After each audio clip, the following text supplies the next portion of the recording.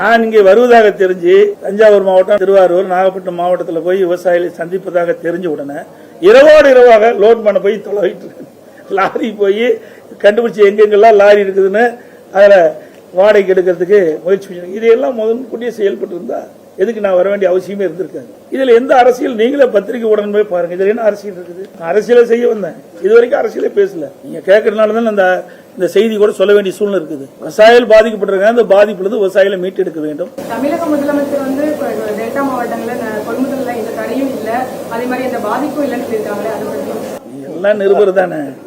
என்னை விட்டுருங்க, போய் பாருங்க.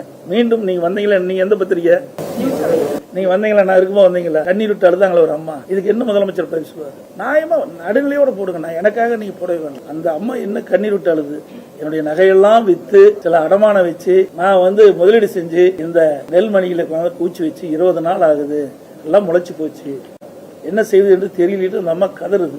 இதுதான் பத்திரிகை, ஊடகத்திலையும் பத்திரிகையும் போடணும். இதுதான் முதலமைச்சர் செய்தி.